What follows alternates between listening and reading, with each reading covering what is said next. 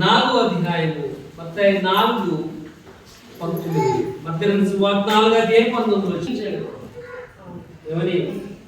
నా వెంబడి రండి, నన్ను వెంబడించండి, నేను మిమ్మల్ని మనుషులుగా చేస్తాను. ఇక్కడ రెండవ relationship between Jesus and disciples. యేసు ప్రభు అతని శిష్యుడు. మొదటిది దేవుడు మోషే తెలుసుకున్నాం. దేవుడు మోషే మధ్య ఉన్నది స్నేహపూర్వకమైన బంధం. ఇక్కడ యేసు ప్రభు శిష్యులు రాయబడుతున్నారు. యేసు ప్రభు పిలవగానే వెంటనే వారదమా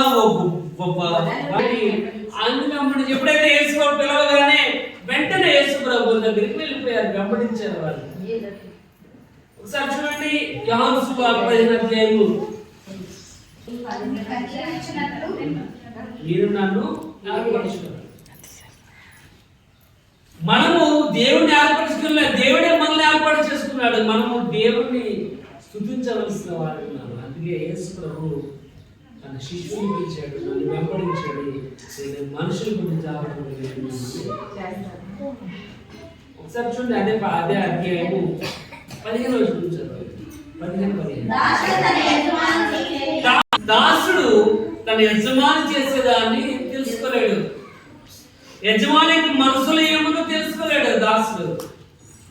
కనుక అంటే నేను మిమ్మల్ని దాసులని పిలవక ఏం చూస్తున్నానంట, నా యొక్క స్నేహితులు అంటున్నాడు.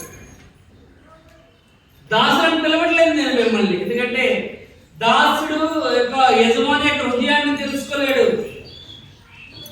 ఆయన మనసులో ఉన్న భావాన్ని తెలుసుకోలేడు. కానీ ఒక ఫ్రెండ్ మాత్రమే తెలుసుకోగలడు. ఎవరు తెలుసుకోగలరు?